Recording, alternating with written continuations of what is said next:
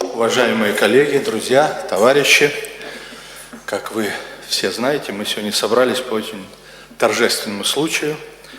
Ученый совет дипломатической академии принял решение присвоить звание доктора, почетного доктора дипломатической академии Юрию Анатольевичу Чеханшину, директору Федерального агентства по финансовому мониторингу. Я вот зачту, что сказано в дипломе. Ученый совет постановил за выдающуюся деятельность на благо Родины, помощь и поддержку в развитии дипломатической академии МИД России присвоить Юрию Анатольевичу Чеханшину звание почетного доктора дипломатической академии Министерства иностранных дел Российской Федерации. Хочу подчеркнуть, что наше решение горячо поддержали в МИДе. Об этом еще сегодня скажет Александр Владимирович Змеевский, член коллегии Министерства иностранных дел и посол по особым поручениям. А я действительно подчеркиваю, что нас горячо поддержали. Мы периодически обращаемся в МИД с предложениями дать звание почетного доктора тому или иному выдающемуся деятелю российскому или зарубежному. Иногда нас поддерживают, иногда говорят «не надо», иногда хорошо так поддерживают по-настоящему, но так горячо, как поддержали нас сейчас, я имею в виду министра, заместителя министра, такого я еще не встречал. И это совершенно объяснимо. Такую же горячую реакцию наше решение нашего ученого совета вызвало в целом дипломатическая академия. По двум причинам. Во-первых, Юрий Анатольевич Чеханшин, мы все это знаем, это выдающийся государственный деятель, который посвятил всю свою жизнь вопросам обеспечения безопасности Российской Федерации. И мы с вами понимаем, что безопасность – это задача номер один для любого государства, естественно, нашего тоже. Последние годы Юрий Анатольевич отвечает за финансовую безопасность нашего государства. И это задача важная, важнейшая и, конечно, очень сложная, тем более сейчас в условиях, когда мы имеем такие серьезные разногласия с Западом, с нашими, в общем-то, уже партнерами до этого в вопросах обеспечения финансовой безопасности в целом мире. Это во-первых. Во-вторых, Юрий Анатольевич активно сотрудничает с Министерством иностранных дел и непосредственно с дипломатической академией. Вот в том, что касается дипломатической академии, Юрий Анатольевич сотрудничает по целому ряду направлений. Первое. Юрий Анатольевич регулярно выступает у нас на высших дипломатических курсах. Курсах для тех дипломатов, которые должны быть назначены послами, советниками, посланниками и генеральными консулами за рубеж. И всякий раз его выступления получают очень хорошую реакцию, встречают хорошую реакцию, и наши слушатели называют лекции Юрия Анатольевича ключевыми в рамках подготовки на высших дипломатических курсах. Другие представители Росфинмониторинга регулярно читают у нас лекции на различных курсах в рамках дипломатической академии. Это первое направление. Второе направление – это сотрудничество Росфинмониторинга благодаря, естественно, Юрию Анатольевичу и под его руководством в образовательной сфере. В 2012 году Юрий Анатольевич выдвинул идею создать сетевой университет по подготовке кадров для Росфинмониторинга и пригласил дипломатическую академию в качестве основного партнера наряду с МИФИ и с финансовым университетом в рамках этого университета. Сейчас в университет входят несколько десятков ведущих вузов нашей страны и стран СНГ. И мы, дипломатическая академия, пытаемся, стремимся вносить реальный вклад в работу этого университета. С сентября этого года у нас будут целевые места для молодых людей, которые Росфинмониторинг хочет готовить затем для своих нужд. Мы предлагаем нашим магистрантам и аспирантам диссертации по тематике, близкой Росфинмониторингу. И такие диссертации и магистерские, и кандидатские уже пишутся в дипломатической академии. Наконец, недавно Юрий Анатольевич предложил нам стать головной организацией в рамках этого университета по связям с зарубежными странами. Мы с удовольствием согласились, и нас, опять же, горячо поддержали в Министерстве иностранных дел. Третье направление сотрудничества Юрия Анатольевича и Росфинмониторинга в целом с дипломатической академией – это заказы Дипакадемии на подготовку аналитических материалов. Мы уже несколько таких материалов подготовили, причем нам за эти материалы платят, за что спасибо Росфинмониторингу. Мы надеемся, что это сотрудничество продолжится. Четвертое направление – это направление, которое связано с подготовкой и проведением международных форумов. Вот по инициативе, опять же, Юрия Анатольевича, осенью этого года мы проведем международную конференцию для стран БРИКС по тематике Росфинмониторинга. Это очень крупное и важное мероприятие, и руководство Министерства иностранных дел нас поддерживает в осуществлении этого мероприятия. Ну и пятое направление, по которому Юрий Анатольевич сотрудничает с Дипакадемией, оно связано с тем, что он является членом нашего попечительского совета. Он помогает нам в нашей образовательной деятельности в целом, в нашей научной деятельности в целом и, конечно, в финансовой сфере дает нам очень ценные советы, помогает нам привлекать внебюджетные источники финансирования, за что мы Юрию Анатольевичу в высшей степени благодарны. И вот мы хотели хоть как-то отблагодарить Юрия Анатольевича, предложили ему стать нашим почетным доктором, и он согласился к нашему огромному удовольствию. Нам очень приятно, и мы очень надеемся, Юрий Анатольевич, что будем продолжать сотрудничать и с вами лично, и с Росфинмониторингом, и хоть как-то вам в вашей работе помогать. А то, что вы нам помогаете, я уже об этом сказал. Ну а сейчас я хотел бы попросить Александра Владимировича Змеевского от имени МИДа, наверное, поддержать нашу инициативу. Спасибо. Уважаемый Евгений Петрович, уважаемый Юрий Анатольевич, уважаемые коллеги. Присутствовать на столь знаковом событии, а тем более выступать на нем от имени руководства МИДа России, уже большая честь. Но есть еще и чувство глубокого профессионального удовлетворения в связи с присвоением Юрию Анатольевичу Чеханшину звания почетного доктора Дипакадемии МИД России. Юрий Анатольевич один из тех, кто стоял у истоков создания российской финансовой разведки, кто в кратчайший срок, опираясь на волю президента Российской Федерации, вывел нашу страну из черного списка целевой группы финансовых действий ФАТФ и содействовал становлению России как одного из мировых лидеров в сфере борьбы с отмыванием преступных доходов и финансированием терроризма. Под его руководством с высоким профессионализмом и достоинством в весьма непростой политической обстановке в прошлом году осуществлено первое российское председательство ФАТФ. Среди заслуг руководителя Росфинмониторинга сплочение стран ближнего российского зарубежья и не только на площадках, созданных по настоянию России профильных региональных структур по типу ФАТФ. Россия теперь еще и равноправный член объединения финансовых разведок «Эгмонт».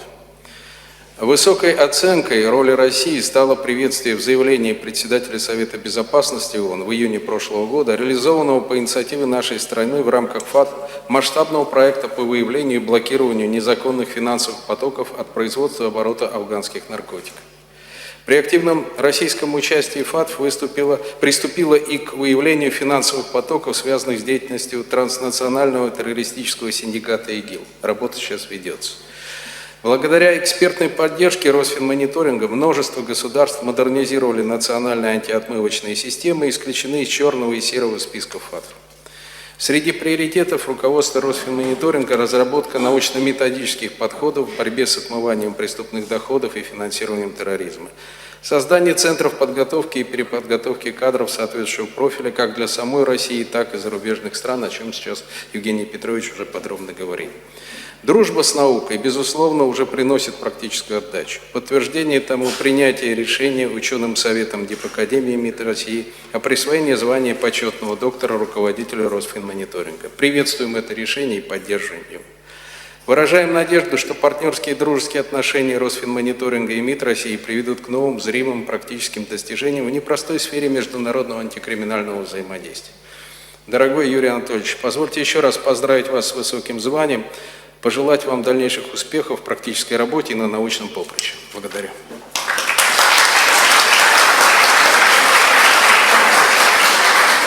Сейчас разрешите вручить диплом и мантию почетного доктора Юрия Анатольевича.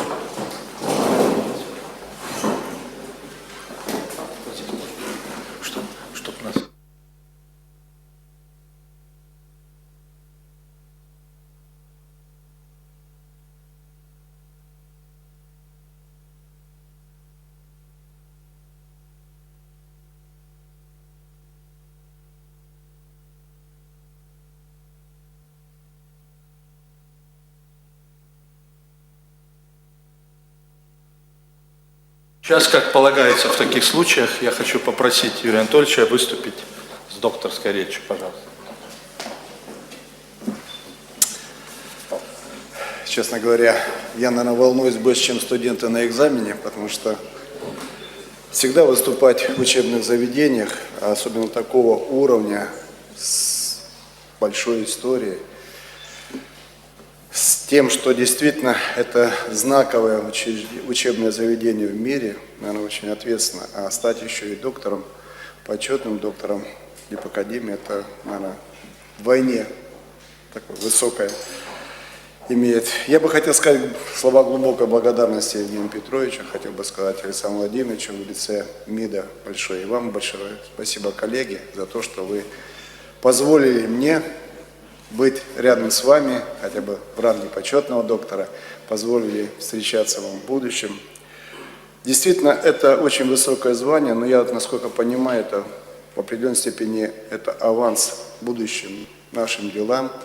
Это оценка всей антиотмывочной системы России, ту, которую мы создавали, и создавал не только Росфинмониторинг, а создавали и многие министерства и ведомства. Я бы хотел сказать, что, наверное, те люди, которые стояли у истока Росфинмониторинга, это Зубков Виктор Алексеевич, очень уважаемый человек, премьер-министр, мы с вами, это Марков Олег Александрович, это сотрудник администрации президента, сегодня замгубернатора Санкт-Петербурга.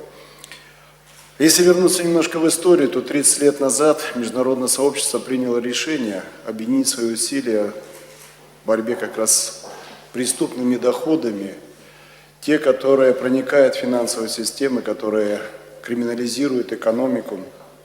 И были выработаны стандарты, определены механизмы, правила игры, как раз направлены на борьбу с этим злом. На передний край на первоначальном этапе должны были выйти финансовые организации в лице банков.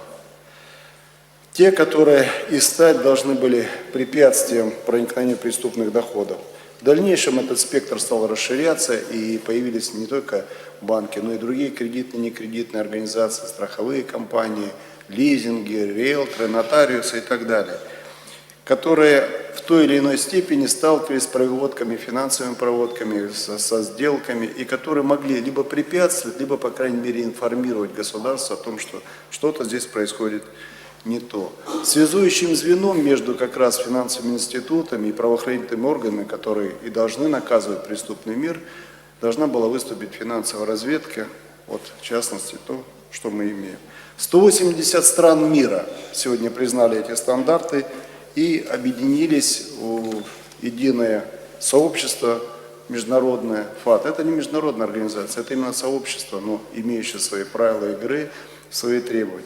Они как раз, ФАТ и создала механизмы соблюдения стандартов и, самое главное, механизмы наказания в случае, если кто-либо не выполняет эти стандарты.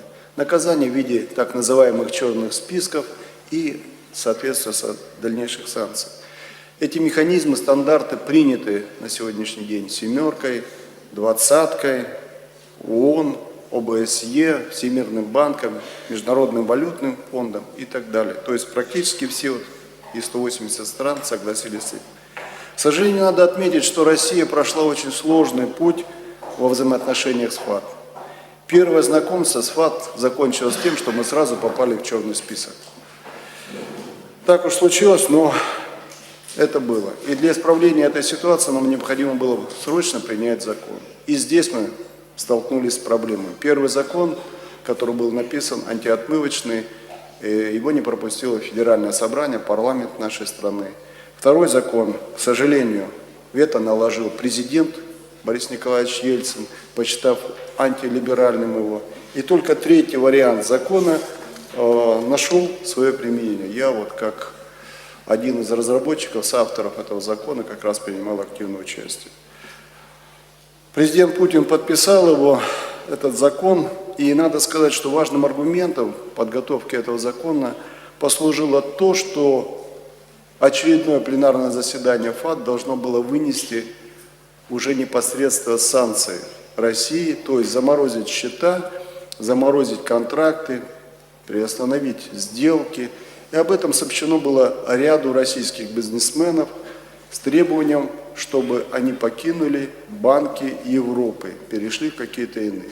Все это в совокупности дало возможность нам все-таки более активно заняться законом и принять его. Ну вот закон принят, и стал вопрос, как выйти из черного списка и как вступить в группу Эгмонт, которая объединяет финансовые разведки всех стран. Это прототип Интерпола, фактически только в сфере финансовых. В отличие от Интерпола мы имеем каналы связи другие, мы можем решать запросы в течение суток, даже часов. И для решения этого вопроса, выхода из черного списка, было принято решение найти союзников на площадке Совета Европы, на площадке ФАТ, кто бы страны могли нас поддержать. И я, как уже будучи первый заместитель руководителя финансовой разведки России, был направлен в Европу, в страны Бенилюкс, договариваться о поддержке. Первая встреча в одной из стран, министр внутренних дел, генеральный прокурор, руководитель финансовой разведки, я более часа рассказываю о создаваемой в России системе антиотмывочной, какие механизмы, какие привилегии, плюсы, минусы, как это даст возможность международному сообществу более спокойно жить во взаимодействии с Россией. И вдруг получаю ответ отрицательный. Нет, мы вас поддерживать не будем. Мне говорят, господин Чеханшин, как можно работать с вашей страной, если у нас лежат материалы в отношении, вы помните, это министра атомной промышленности Адамова, у нас лежат материалы, находятся под арестом господин Бородин, у нас материалы в отношении господина Скуратова и так далее, и так далее. Вы коррумпированная страна, мы с вами разговаривать не будем.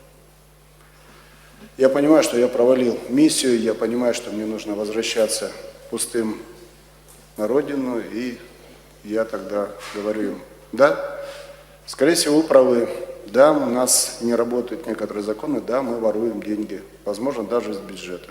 Но поверьте мне, я с уверенностью могу сказать, и вы сами только что сейчас назвали, все эти преступные доходы отмываются в ваших банках. И мы на всех площадках будем об этом говорить. Мы будем бороться со своими преступлениями, но прачечной являетесь вы. Генеральный прокурор посмотрел и говорит, господин Чеханшин, пойдемте лучше пообедаем. И это придало импульс, дало возможность нам найти союзников в решении этого вопроса, найти возможность двигаться дальше. Следующий шаг был, это не дать запустить механизм санкций. Я вылетел на заседание Совета Европы, мы вылетели, Россия заслушалась и Украина. Мы уже находились в черном списке, Украина в более благоприятных условиях, у них был уже закон.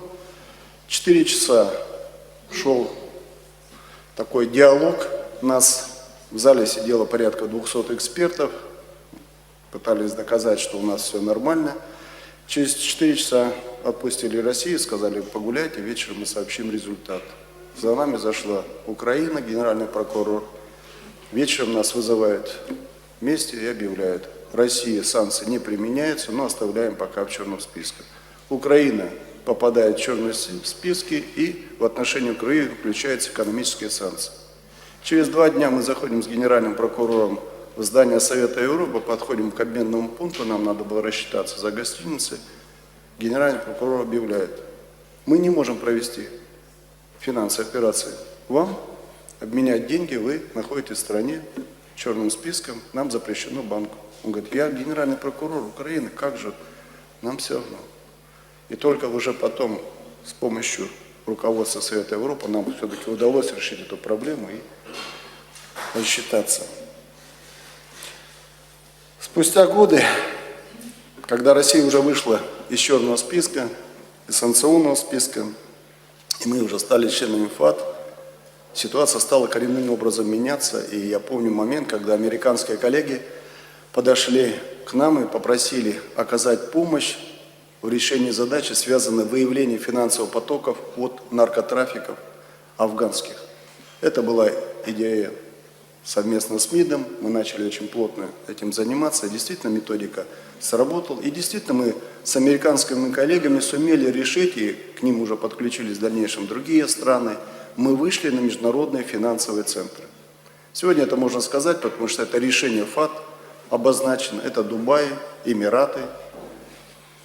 И это, мы считаем, заслуга. Более того, значит, и американская, и российская сторона была подготовлены специальные записки президентом одной и другой страны. То есть мы решили эту задачу, и те люди, которые нас загоняли успешно в черный список, спустя годы уже обратились с просьбой. И буквально 2 месяца назад к нам опять вышли представители американской стороны и попросили: помогите нам решить задачу по ИГИЛу. Вопрос стал очень серьезный, нам надо попытаться выйти на финансовые каналы. И здесь мы подключили свои возможности, подключили свои методики. И сегодня можем с уверенностью сказать, что ряд каналов мы уже видим, ряд банкиров, так называемых игиловских, мы видим. Видим механизмы, которые используются, в частности электронные кошельки, и активно препятствуют совместно с правоохранительными органами, международным сообществом. То есть все поменялось. Сегодня к нам уже приходят с просьбой оказать помощь в решении тех вопросов, на которые нам постоянно говорили, что мы имеем недостатки. Нужно сказать, что решая все эти задачи, мы, конечно, прошли очень большой путь. Это и формирование, и обучение сотрудников наших, участников всем в целом антиотмывочной системы, и банкиров, и страховщиков, и правоохранительных органов, и других министерств и ведомств. Создание, конечно, методологической базы. Ее не было никакой абсолютно. Нужно было подойти, понять, как это все вопросы решаются. Пройти через систему международного тестирования. А в определенных моментах это и сдача экзаменов. Я вам приводил пример по существу.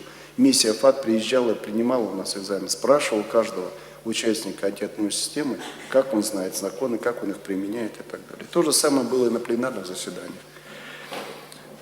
Честно хочу сказать, что нам всем приходилось учиться урокам дипломатии, потому что очень сложные вопросы, и часто это вопросы, не хватало тех обычных знаний. Нужно находить было понимание, как российские дипломаты работают, как в целом дипломаты. Я думаю, что многое нам удалось. И это стало возможным, потому что все министерства и ведомства, и в первую очередь МИД, подключились к решению этих вопросов. То есть мы пошли, создали именно национальную систему антиотмывочную. Сегодня перед нами стоят не менее сложные задачи, связанные с международным сотрудничеством. И в первую очередь это связано как раз с минимизацией рисков проводимых финансовых операций. Как уходящих за рубеж, так и приходящих из-за рубежа. Стандарты ФАТ говорят о том, что есть финансовые операции, так называемые сомнительные. Но если они сомнительны для России, то они сомнительны для других стран. Если сомнительная операция ушла за рубеж, то наши коллеги за рубежом их прекрасно видят и начинают наших российских граждан, юридических лиц проверять, изучать и так далее. То есть мы как раз и выстраиваем этот механизм, который бы не позволил отдельным странам, тем более ФАТ, Совету Безопасности ООН, предъявить нам претензии, говорят, что мы нарушаем международные стандарты. И исходя из этого, усилия антиотмывочной системы сегодня как бы направлены на 3 основных таких фактора. Это как раз противодействие отмыванию денег, противодействие финансированию терроризма, это очень важный момент, и противодействие финансированию распространения оружия массового уничтожения. Мы совершенствуем постоянно законодательство и новые знания, новые подходы. Конечно, нам нужны особенно опыт других стран. Поэтому мы просим подготовить Дипакадемии некие аналитические документы, которые ложатся в основу будущих законодательных норм. Кроме этого, мне бы хотелось сказать, что мы и работаем на других площадках международных. И уже сказал Александр Владимирович, мы по нашей инициативе России создана Евразийская группа. Это группа по типу ФАТ. Всего 8 групп таких в мире существует. И нужно сказать, что Евразийская группа, это признана ФАТ, одна является из лучших. И долгое время мы возглавляли председательство в этой группе. На сегодняшний день эта группа превратилась уже в международную организацию. И более того, мы подали заявку стать наблюдателями ООН. У нас приняли эту заявку, сейчас рассматривается. Если это получится, это будет высокая оценка, на наш взгляд, уважаемой столь организации. На площадке региональных групп по типу ФАТ работа позволила нам поднять авторитет России, и в 2013 году вот мы в течение года президентствовали в ФАТ. Это очень ответственный момент, и это заслуга России, всей антиотмоечной системы и нас с вами вместе взятых. Помимо ФАТ создан сегодня Совет глав финансовых разведок СНГ. Это тоже рабочий орган и очень активно действует. По инициативе России мы создали Совет глав руководителей стран БРИКС. Мы встречаемся регулярно, где-то не реже 3-4 раз в год, где обсуждаем вопросы различного характера. В частности, один из серьезных вопросов стоит – это создание и формирование нового банка БРИКС. Создать такие механизмы, которые не позволили бы международному сообществу применить к этому банку санкции. Ну и, безусловно, наша позиция на площадке объединяющей финансовой разведки. Сегодня около 150 стран объединили финансовую разведку в группу Эгмонт, и мы там входим в руководящее звено. Чтобы решить все эти задачи, безусловно, нужны квалифицированные кадры. Это очень важный момент, поэтому, как уже сказал Евгений Петрович, мы создали сетевой институт. И мы, более того, доверили и попросили Министерство иностранных дел, Министерство образования позволить ключевым выступить как раз в этом сетевом институте на международном блоке и по дипломатическую академию. Она согласилась и поддержала это начинание. Я думаю, что как раз это и даст возможность двигаться нам вперед. И в заключение бы хотелось сказать, что номинация «Почетный доктор Дипакадемии» поможет, на мой взгляд, решить все те задачи, о которых я сказал. Большое вам еще раз спасибо. Спасибо за доверие и возможность в дальнейшем общаться с вами. Спасибо.